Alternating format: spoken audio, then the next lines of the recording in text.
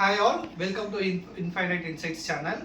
இன்றைக்கி நம்ம எதை பற்றி பேச போகிறோம்னா இந்தியா இங்கிலாந்து சீரீஸ் இன்றைக்கி ஆரம்பிக்க போகிறாங்க. இன்றைக்கி 3:30க்கு நம்ம டைம் பார்த்திங்கன்னா ஃபஸ்ட் டெஸ்ட் மேட்ச் வந்து ஸ்டார்ட் ஆக போகுது. ஸோ இந்த சேனல் இப்போ நம்ம இந்த வீடியோவில் என்னென்ன பார்க்க போகிறோம்னா இந்தியா இங்கிலாண்டோட history, especially India tour to England. So India வந்து இங்கிலாந்து போனதில் என்ன நடந்துச்சு, என்னென்ன சுவாரஸ்யமான விஷயங்கள், எப்படி அந்த சீரீஸ் போச்சு, அந்த மாதிரி சில விஷயங்கள். அப்புறம் வந்து நம்ம கரண்ட் ஸ்குவாட் பற்றி, அப்புறம் இந்த சீரீஸோட எக்ஸ்பெக்டேஷன், ஸோ என்ன மாதிரி போகலாம், இதுதான் இந்த வீடியோவில் நம்ம பார்க்க போகிறோம். ஸோ இந்தியா இங்கிலாந்து சீரீஸ் பார்த்தீங்கன்னா நம்ம ஃபஸ்ட்டு டெஸ்ட் மேட்ச் விளையாண்டது பார்த்தீங்கன்னா இங்கிலாண்டோட தான். ஸோ ஒரு ஃபேவரட் ஆப்பனன்ட் கூட நம்ம சொல்லலாம். ஸ்டார்டிங் பார்த்தீங்கன்னா 1932 இந்தியா இங்கிலாந்துனா நம்ம வந்து ஃபஸ்ட்டு டெஸ்ட் மேட்ச். அண்ட் நிறைய சீரீஸ் போயிருக்கிறாங்க. ஸோ இப்போ நான் சீரீஸ் லிஸ்ட் கூட உங்களுக்கு காமிக்கிறேன். ஸோ 1971க்கு முன்னாடி பார்த்தீங்கன்னா நான் எந்த சீரீஸுமே நம்ம ஜெயிச்சதில்லை. அண்ட் 71ல இருந்தால் கொஞ்சம் கொஞ்சமாக நம்ம ஜெயிக்க ஆரம்பித்தோம். 71, அதுக்கப்புறம் 86 வந்துட்டு ரொம்ப நல்ல சீரீஸ், ஏன்னா 2-0 ஜெயிச்சிருப்போம் கபில் தேவோட லீடர்ஷிப்பில். அதுக்கு முன்னாடி பார்த்தீங்கன்னா 71, அதுதான் நம்மளுடைய ஃபர்ஸ்ட் அவே சீரீஸ். வெஸ்ட் இண்டீஸையும் இங்கிலாண்டையும் பேக் டு பேக் நம்ம வந்து ஜெயிச்சுட்டு வந்திருப்போம். ஸோ நல்ல ஃபாண்ட் மெமரிஸ் அந்த 71, 80s அந்த பீரியடில். அதுக்கப்புறம் பார்த்தீங்கன்னா 86க்கு அப்புறம் பார்த்தீங்கன்னா 1990 அது வந்து ஒரு இம்பார்ட்டன்ட் சீரீஸ். ஏன்னா அதுதான் வந்துட்டு சச்சின் டெண்டுல்கரோட ஃபர்ஸ்ட் செஞ்சுரி அந்த சீரீஸில் தான் நடந்துச்சு. தோ 89ல் வந்து debut against Pakistan in Pakistan. But 1990ல் இங்கிலாந்து போகிறாங்க. ஓல்ட் ட்ராஃபர்டில் வந்துட்டு first test century out of 100 வந்துட்டு பார்த்தீங்கன்னா அந்த ஃபர்ஸ்ட் செஞ்சுரி வந்து அங்கே தான் ஸ்டார்ட் ஆச்சு. So very font England tour. And இப்போ அடுத்தடுத்த டூர் பற்றி நம்ம பேசுகிற முன்னாடி பார்த்தீங்கன்னா 90ஸ்ல இது பார்த்தீங்கன்னா இது எனக்கு தெரிஞ்சு இதுதான் ஒரு இம்பார்ட்டண்ட் டிஸ்கஷனாக சொல்லலாம். Sachin Tendulkar first test century. அதுக்கப்புறம் பார்த்தீங்கன்னா இந்தியா இங்கிலாந்து டூர் போனது பார்த்தீங்கன்னா 1996.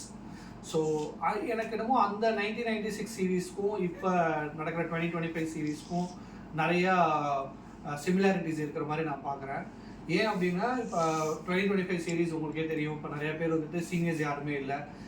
Rohit Sharma retired, Virat Kohli retired, Ashwin retired. So கிட்டத்தட்ட பார்த்தீங்கன்னா ஒரு நம்மளுடைய டெஸ்ட் டீம் பார்த்தீங்கன்னா ஒரு நியூ ஜென்ரேஷன் டீம் மாதிரி தான் நம்ம வந்து போகிறோம். இதே மாதிரி தான் பார்த்தீங்கன்னா 1996லேயும் இருந்துச்சு. ஸோ 1996ல் பார்த்தீங்கன்னா இனிஷியலாக போனதில் பார்த்தீங்கன்னா நிறைய பேர் நவ்ஜோத் சித்து, அதுக்கப்புறம் வந்துட்டு சஞ்சய் மஞ்சுரேக்கர் மாதிரி இனிஷியலாக ஒரு ஸ்குவாட் போயிருந்துச்சு. ஆனால் வேரியஸ் ரீசன்ஸ்னால வந்துட்டு நடுவில் வந்துட்டு இன்பிட்வீன் த சீரீஸ் வந்துட்டு நிறைய பேர் டெபியூ ஆனாங்க. ஸோ டெபியூ ஆனவங்களாம் ஆஸ் ஆஃப் நோ பார்த்தீங்கன்னா இப்போ லெஜெண்ட்ஸ். நான் நேம் சொல்லணும்னு பார்த்தீங்கன்னா சௌரவ் கங்குலி, ராகுல் டிராவிட் அந்த 1996 சீரீஸில் தான் வந்துட்டு டெபியூ. அண்ட் எஸ்பெஷலி பார்த்தீங்கன்னா சௌரவ் கங்குலி பார்த்தீங்கன்னா ஃபஸ்ட் டெஸ்ட் மேட்ச், அவருடைய ஃபஸ்ட் டெஸ்ட் மேட்ச்லேயே வந்துட்டு 100 செஞ்சுரி அடிச்சிருந்தாங்க. அடுத்த மேட்சும் செஞ்சுரி. சிமிலர்லி அதே சேம் மேட்ச்சில் தான் வந்துட்டு ராகுல் டிராவிடும் டெபியூ பண்ணாங்க. ஆனால் அன்ஃபார்ச்சுனேட்லி 95ல் அவுட் ஆயிடுவாங்க. ஸோ பெரிய எக்ஸ்பெக்டேஷன் இல்லாமல் போன சீரீஸ். பட் ஆனால் 2 கிரேட் பிளேயர்ஸ் வந்துட்டு ஐடென்டிஃபை ஆன சீரீஸ். ஸோ எனக்கு என்னமோ அந்த மாதிரி ஒரு சிமிலாரிட்டிஸ் இந்த சீரீஸில் நான் பார்க்குறேன். ஸோ நிறையா யங் டேலண்ட், ஒரு promising talent for next 10 years வந்து போகிற மாதிரி நிறையா பேர் இந்த ஸ்குவாடில் இருக்காங்க. So hoping that's going to be a memorable series for us. இதுக்கு அடுத்த சீரீஸ்லாம் பார்த்தீங்கன்னா 96க்கு அடுத்து பார்த்தீங்கன்னா 2002ல் போனோம். ஸோ அது கங்குலியோட லீடர்ஷிப்பில் போனோம். நல்ல சீரீஸ், வெல் ஃபாட் சீரீஸ். பட் அந்த டைமில் தான் நம்ம வந்துட்டு வெளியே போய் நல்லா விளையாடுற மாதிரி ஒரு டீமாக நம்ம வந்து உருவாகிட்டு இருந்த டைம். ஸ்டில் ஒரு மேட்ச் நம்ம ஜெயிச்சோம். அதுக்கு முன்னாடிலாம் பார்த்தீங்கன்னா மேட்ச் ஜெயிக்கிறதுன்றது ரொம்ப கம்மி, ட்ரா பண்ணாலே பெரிய விஷயன்ற மாதிரி தான் இருக்கும். ஸோ 2002ல் ஒரு மேட்ச் நம்ம வந்து ஜெயிச்சிருக்கோம். எனக்கு தெரிஞ்சு அதை தவிர பார்த்தீங்கன்னா பெரிய அந்த சீரீஸ் வந்துட்டு இட்ஸ் அ 4 மேட்ச் சீரீஸ். அதுக்கப்புறம் அதை வந்து பெருசாக சொல்ல முடியாது. ஒரு மேட்ச் ஆனால் பார்த்தீங்கன்னா எல்லாருமே 3 பேருமே செஞ்சுரி அடிச்சிருப்பாங்க அந்த ஜெயிச்ச மேட்ச்சில். டெண்டுல்கரும் செஞ்சுரி, டிராவிடும் செஞ்சுரி, கங்குலி செஞ்சுரி. அது மாதிரி ஒரு நல்ல மேட்சாக இருக்கும் 2002. பட் ஸ்டில் சீரீஸ் பார்த்தீங்கன்னா லாஸ்ட். நெக்ஸ்ட் சீரீஸ் பார்த்தீங்கன்னா 2007. ஸோ இது வந்து ஒரு எக்ஸப்ஷனல் சீரீஸ். ஏன்னா நம்ம வந்துட்டு சீரீஸை ஜெயித்தோம். அந்த சீரீஸில் இட்ஸ் 3 மேட்ச் சீரீஸ். ஒரு மேட்ச் நம்ம ஜெயிச்சிருப்போம், 2 மேட்ச் வந்து ட்ராவ் ஆகிருக்கோம். ராகுல் டிராவிட் தான் captain.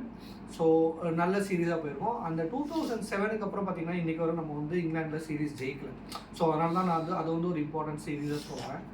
2011 so fag end of the great Tendulkar டிராவிடோட கெரியர். பட் ஸ்டில் பார்த்தீங்கன்னா டெண்டுல்கருக்கு வந்து பெரிய சீரீஸாக இல்லை, ஒரே ஒரு 90 odd ரன்ஸ் அடிச்சிருப்பாரு. டிராவிட் பார்த்தீங்கன்னா ஆனால் எக்ஸப்ஷனல் சீரீஸ். கிட்டத்தட்ட பார்த்தீங்கன்னா 4 செஞ்சுரி அடிச்சிருப்பாப்புல.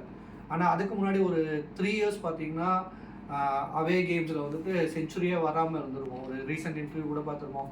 சௌரவ் குமாரி வந்துட்டு அந்த ஃபேஸில் ராகுல் டிராவிடோட ஒரு இன்டர்வியூ, ஒரு சேட் நடந்த மாதிரி ஒரு பேசியிருப்பார். ஸோ சம்திங் லைக் 3 years ஆச்சு, இன்னும் செஞ்சுரி எதுவும் அவையில் வரல என்ன அப்படின்ற மாதிரி. அப்போ டிராவிட் வந்துட்டு அந்த சீரீஸ்க்கு முன்னாடி இந்த டிஸ்கஷன் நடந்திருக்கும்.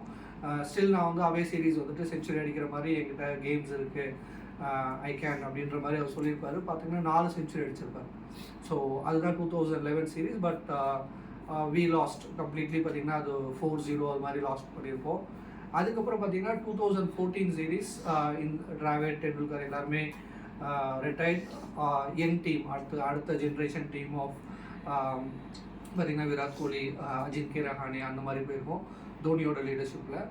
அகெயின் அந்த சீரீஸும் நம்ம வந்துட்டு we didn't do well. But ஒரு டெஸ்ட் மேட்ச் வந்துட்டு நல்லா போயிருக்கும், நம்ம ஜெயிச்சிருப்போம் லார்ட்ஸில்.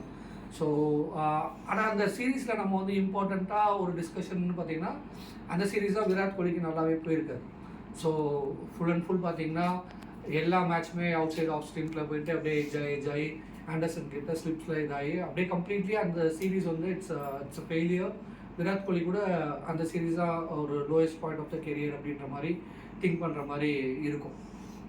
ஸோ அதுக்கு அடுத்த சீரீஸ் பார்த்தீங்கன்னா 2018 சீரீஸ். இது வந்து ஒரு வெல் ஃபாட் சீரீஸ் நமக்கு. ஸோ விராட் கோலியோட ப்ரைம் பீரியடில் அண்டர் இஸ் கேப்டன் நம்ம வந்து போகிறோம். ஃபஸ்ட் மேட்சே பார்த்தீங்கன்னா ரொம்ப க்ளோஸ் மேட்சாக தான் போய் தோற்றுருப்போமே. ஸோ கிட்டத்தட்ட பார்த்தீங்கன்னா ஒரு 28 ரன்ஸில் தான் எனக்கு தெரிஞ்சு ஃபஸ்ட் மேட்ச் நம்ம தோற்றுருப்போம். நல்லா அது சேஸ், அதுவும் விராட் கோலி வந்துட்டு அந்த டைமில் வந்துட்டு சேஸ் பண்ணுறதுலாம் ரொம்ப சாலிடாக பண்ணுவார். அந்த மாதிரி இருக்கும். ஃபஸ்ட்டு டெஸ்ட் மேட்ச்லேயே பார்த்தீங்கன்னா 149 ரன்ஸ் அடிச்சிருக்காரு. நல்ல சீரீஸாக போகும். ஸ்கோர் லைன் பார்த்தீங்கன்னா டெஸ்ட்டோட ஸ்கோர் லைன்ஸ் பார்த்தீங்கன்னா அந்த வெல் ஃபாட்டை நம்ம சொல்லியிருக்க முடியாது. ஏன்னா ரொம்ப மினிமமாக இருந்திருக்கும். இங்கிலாந்துக்கு நிறையா தான் போகிற மாதிரி இருக்கும். ஆனால் எவ்ரி மேட்ச் பார்த்தீங்கன்னா இந்தியா வந்து ஃபாட் பண்ணி ரொம்ப மைனர் இதில் தான் தோற்றுருப்பாங்க, ஒரு சின்ன ஃபேஸில் தான் தோற்றுருப்பாங்க. அந்த மாதிரி ஒரு சீரீஸ். திஸ் 2018 அண்ட் 2021 தான் இப்போ லாஸ்ட் சீரீஸ். அது வந்து எக்ஸப்ஷனல் சீரீஸ் ஆக்சுவலாக. அது அகெயின் அது வந்து நம்ம லாஸ்ட் சீரீஸ் வந்துட்டு பார்த்திங்கன்னா ட்ரா தான் 2-2ன்னு போயிருக்கோம். ஆனால் பார்த்திங்கன்னா இந்த டைமில் தான் நம்ம கோவிட்லாம் வந்த டைம். விராட் கோலி தான் கேப்டன். எப்படி நடந்திருக்கும்னா கோவிட்க்கு முன்னாடி வந்து 4 டெஸ்ட் முடிஞ்சிருக்கும். அதுக்கப்புறம் வந்துட்டு அந்த 5th டெஸ்ட் வந்து நடக்காமல் கிட்டத்தட்ட ஒரு 8 months கழிச்சு அந்த டெஸ்ட் மேட்ச் வந்து நடக்கும், 5th டெஸ்ட் மேட்ச். அதில் அன்ஃபார்ச்சுனேட்லி நம்ம தோற்றனால திருப்பி ஸ்கோர் லைன் வந்துட்டு 2-2ன்னு ஆகிடும். ஸோ அந்த சீரீஸ் வந்து பார்த்திங்கன்னா ரொம்ப எக்ஸப்ஷனல் சீரீஸ். ஏன்னா வந்துட்டு ஒரு மேட்ச்சில் வந்துட்டு ஒரு 60 ஓவர்ஸ்லேயே பார்த்திங்கன்னா ஆல் அவுட் பண்ணுவாங்க இங்கிலாண்டை. ஸோ அதில் விராட் கோலியோட ஒரு ஃபேமஸ் சேயிங் இருக்குது, England should feel the 60 overs as a hell அப்படின்னு சொல்லியிருப்பாரு. ஸோ அது மாதிரி ஒரு பயங்கரமான சீரீஸ். ஸோ 2-2 ஸ்கோர் லைன்ஸில் அது முடிஞ்சிருக்கும். ரோஹித் சர்மா 100 அடிச்சிருப்பாரு, கேஎல் ராகுல் 100 அடிச்சிருப்பாரு. ஸோ நல்ல series. So coming back to 2025 series. இப்போ இந்த சீரீஸில் என்ன எக்ஸ்பெக்ட் பண்ணலாம் அப்படின்னா இதுதான் நான் சிமிலாரிட்டிஸாக பார்க்குறேன். 1996 எப்படி ஒரு நிறைய டெபியூ பிளேயர் வந்து இங்கிலாண்டில் டெபியூ ஆகி நிறையா ஒரு லெஜெண்ட்ஸாக அடுத்த 15 years விளையாண்டாங்களோ அந்த மாதிரி இங்கே வந்து நிறையா பிளேயர்ஸ் இருக்காங்க. ஸோ இப்போ பார்த்தீங்கன்னா சுமன் கில் வந்துட்டு இஸ் அ கேப்டன் அண்ட் ஒரு 3-4 years விளையாண்டுட்டே இருந்திருந்தால் கூட இன்னும் எஸ்டாப்ளிஷ் ஆகாத ஒரு player. So this is going to be a turning point அப்படின்ற மாதிரி நான் நினைக்கிறேன். அடுத்த ஒரு கப்புள் ஆஃப் பிளேயர்ஸ் பார்த்தீங்கன்னா Sai Sudharsan, not sure whether will be playing today or playing the 11, but ஒரு ஃபேவரட் பிளேயர் மாதிரி நான் இப்போ பார்க்குறேன். Is a 3 format player. So இந்த மாதிரி 2-3 பிளேயர் வந்து நம்ம கிளிக் ஆச்சுன்னா இந்த சீரீஸ் வந்து ரொம்ப நல்லாயிருக்கும். அண்ட் ஸ்குவாட் சும்மா உங்களுடைய இதுக்காக போட்டிருக்கேன். கமெண்ட் பண்ணுங்கள் நாளைக்கு பிளேயிங் 11 எப்படி இருக்கும் அப்படின்ட்டு. ஸோ தமிழ்நாட்டிலேருந்து பார்த்தீங்கன்னா சாய் சுதர்ஷன் இருக்கார், வாஷிங்டன் சுந்தர் இருக்கார். Washington Sundar I don't think he will get a chance because Ravindra Jadeja வந்துட்டு will be in the playing 11 as a first option. So இந்த சீரீஸ் இந்தியாவுக்கு நல்லா போகணும். Let's wish. So we'll continue to speak a lot about this particular series. So thanks for watching. Thank you all.